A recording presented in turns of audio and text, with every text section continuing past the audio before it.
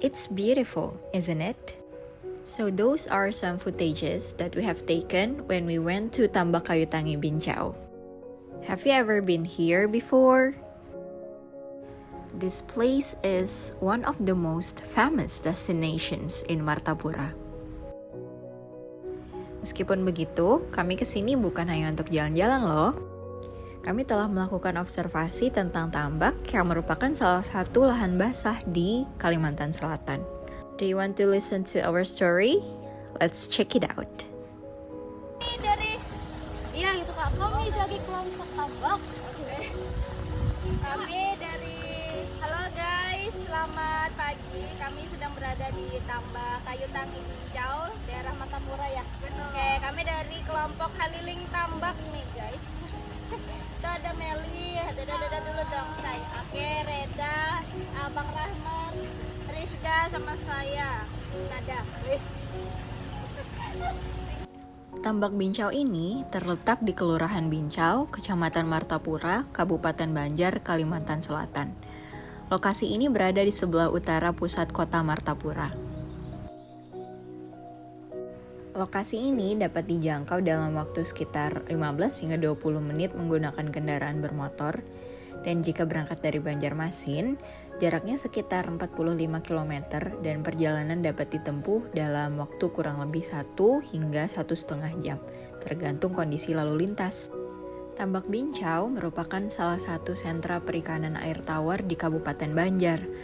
Selain menjadi sumber mata pencaharian bagi masyarakat setempat, kawasan ini juga memiliki peran penting dalam menjaga keseimbangan ekosistem lahan basah. Nah, dalam survei kali ini, kami akan mengamati kondisi tambak, berbincang dengan para pembudidaya, dan memahami lebih dalam manfaat bagi lingkungan serta ekonomi lokal. Yuk, ikuti perjalanan kami. Sekarang, mari kita bahas kondisi lingkungan abiotik di Tambak Bincao. Salah satu aspek utama yang kami amati adalah kondisi perairan.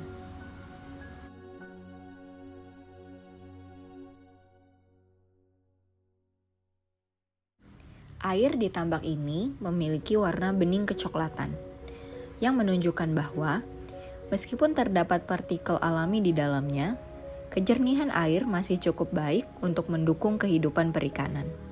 Air dulu, guys, kita lihat airnya rasanya tuh seperti apa. Apakah manis? Kayaknya manis. Aduh, disuruh ngerasain. Kalau rasain nanti enak. Bismillah.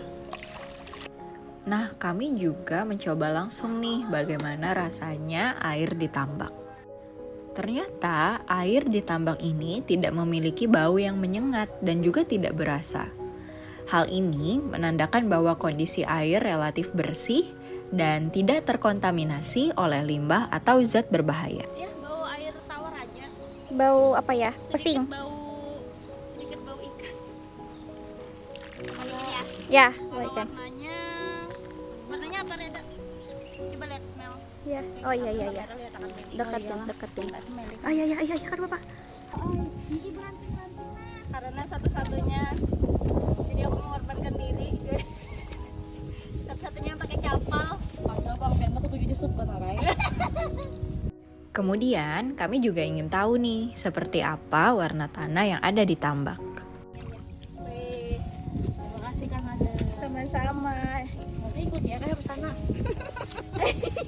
Jika dilihat lebih dekat, warna tanah di sekitar tambak ini adalah coklat tua, yang merupakan ciri khas tanah gambut dengan kandungan bahan organik yang tinggi. Warna ini menunjukkan bahwa tanah di area ini telah mengalami proses dekomposisi dalam jangka waktu yang lama, menjadikannya subur, namun juga memiliki tingkat keasaman yang cukup tinggi.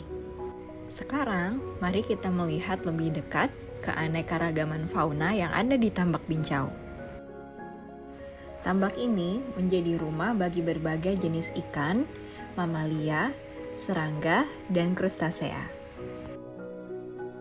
Spesies ikan yang mendominasi adalah ikan nila, ikan patin, dan ikan mas. Ikan nila dan patin dibudidayakan sebagai komoditas utama karena memiliki nilai ekonomi tinggi. Sedangkan ikan mas lebih sering dijadikan ikan hias untuk menarik perhatian wisatawan. Tidak hanya itu loh, ukuran ikan yang ditemukan di sini juga bervariasi, mulai dari benih kecil hingga ikan dewasa yang siap dipanen. Selain ikan, kami juga menemukan seekor kucing belang 3 yang berkeliaran di sekitar tambak. Meskipun hanya satu individu yang terlihat, kemungkinan masih ada kucing lain yang tinggal di sekitar area ini. Kehadiran kucing ini menandakan adanya interaksi antara fauna darat dan lingkungan perairan di tambak ini. Keanekaragaman serangga di tambak ini juga menarik perhatian. Kami berhasil mengamati capung berwarna keemasan dan kupu-kupu biru. Keberadaan mereka menunjukkan bahwa ekosistem di sekitar tambak masih cukup sehat dan mendukung spesies yang bergantung pada vegetasi alami. Selain itu, kami juga menemukan beberapa individu kepiting kecil di salah satu kolam tambak. Ini menunjukkan bahwa tambak tidak hanya menjadi habitat bagi ikan, tetapi juga bagi fauna lain yang berperan dalam keseimbangan ekosistem perairan. Nah, selain fauna, tambak Bincau juga memiliki keanekaragaman flora yang mendukung keseimbangan ekosistem perairan di sekitarnya. Saat melakukan observasi, kami menemukan berbagai jenis tanaman, mulai dari pohon berbuah, tumbuhan herba, tanaman air, hingga tumbuhan merambat. Di sekitar tambak, tumbuh beberapa jenis pohon seperti pohon belimbing, jambu biji, kelapa, kersen, pepaya, dan pisang. Meski jumlahnya tidak terlalu banyak, pohon-pohon ini berperan penting dalam memberikan keteduhan dan menjaga kelembaban lingkungan sekitar tambak. Selain pohon, kami juga menemukan beberapa tanaman herba yang tumbuh subur di pinggiran tambak, seperti bunga tahi ayam, kenikir bunga ungu, bandotan, dan putri malu. Di tambak ini, pengunjung dapat membeli pakan ikan, dan selanjutnya mereka dapat memberi makan ikan di kolam-kolam yang tersedia. Selain itu, di sini pengunjung juga dapat berwisata kuliner.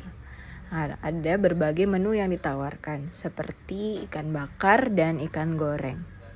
Tidak hanya itu, di sini pengunjung juga dapat melakukan aktivitas memancing di kolam-kolam yang telah disediakan. Ikan-ikan hasil pancingan dapat dilepas kembali atau dapat dibawa pulang dengan membayar nominal tertentu. Bagaimana? Menyenangkan bukan berkunjung ke Tambak Bincau? Semoga video ini memberikan wawasan kepada teman-teman tentang salah satu lahan basah yaitu Tambak Bincau. Thank you for watching.